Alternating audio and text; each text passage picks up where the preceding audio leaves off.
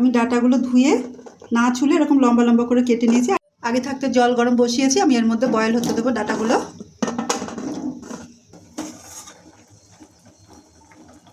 খুব ভালো সেদ্ধ হয়ে গেছে, আমি খুব ভালো করে সেদ্ধ করে নিয়েছি। এবার ঠান্ডা করে গায়ে বের করে নেব। আমি এবার গরম তেলে পেঁয়াজ ভেজে নেব। এখানে একটা বড় পেঁয়াজ আছে। পেঁয়াজটা একটু ব্রাউন হয়েছে, এরপর আমি দিয়ে দিচ্ছি থেতো করা আদা, থেতো করা রসুন। এটাও আমি পেঁয়াজের সাথে ভেজে নেব।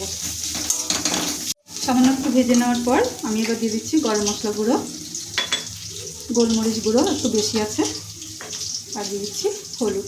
এটা আমি মশলার সাথে লো ফ্লেমে কুক করে নেব।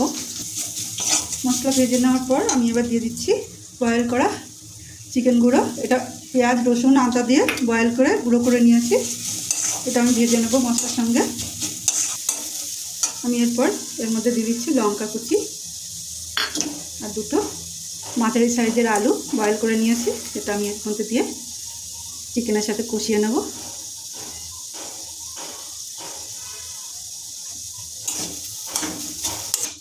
কিছুক্ষণ কুক করার পর এবার আমি দিয়ে দেব স্বাদ অনুযায়ী লবণ, দিয়ে দেবো ধনেপাতা কুচি। এটা দিয়ে আমি আরও কিছুক্ষণ কুক করে নেব যতক্ষণ ধনেপাতাটা নরম না হয়।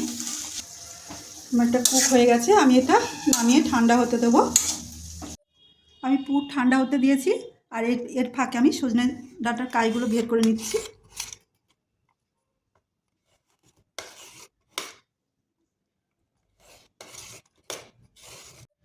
আমি এর মধ্যে থেকে কিছু পুর আলাদা তুলে রেখেছি, লাগলে দেবো। আর এই যে সজনে ডাঁটা, সেটা এতটা কাই বেরিয়েছে, এবার এর সাথে আমি মেখে নেব। এর মধ্যে এবার আমি কিছুটা ব্রেড ক্রাম্ব দেবো, বাকিটাও দিয়ে মেখে নিচ্ছি। মেখে এটা কিছুক্ষণ রেস্টে রাখবো। কিছুক্ষণ রেস্টে রেখেছিলাম। আমি এরপরে এর মধ্যে কিছু আরও ধনেপাতা দিয়ে দিচ্ছি। আর যেহেতু সজনে ডাঁটা কাই দিয়েছিল, লবণ আর একটু লাগবে, তাই একটু সামান্য লবণ দিচ্ছি। আর দিয়ে দিচ্ছি খুব অল্প একটু চালের গুঁড়ো। এই দিয়ে আর একটু মেখে নেবো। আমি হাতে তেল মাখিয়ে নিয়েছি, এবার এখান থেকে অল্প অল্প পুর নেবো।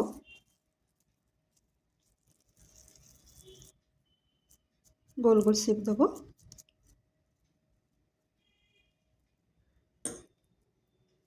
আমি সব তৈরি করে নিয়ে আসি। এবার গ্যাসের কাছে যাব। গ্যাসে প্যান বসিয়ে দিয়েছি, এরপর আমি দিয়ে দিচ্ছি তেল। খুব অল্প তেল দেবো।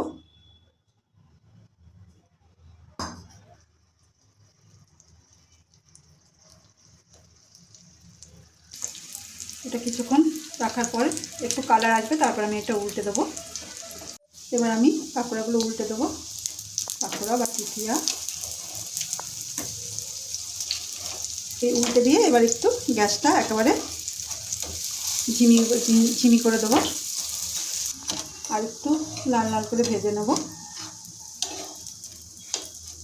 টিকিগুলো ভাজা হয়ে গেছে, আমি এবার এক এক করে তুলে নেব। আর এরপর বাকিগুলোও ভেজে নেব। চিকেন দিয়ে সজনে ফলের টিকিয়া রেসিপি ভালো লাগলে লাইক করুন, শেয়ার করুন, সাবস্ক্রাইব করুন। আবার আসবো নতুন একটা ভিডিও নিয়ে। সবাই ভালো থাকুন, সুস্থ থাকুন।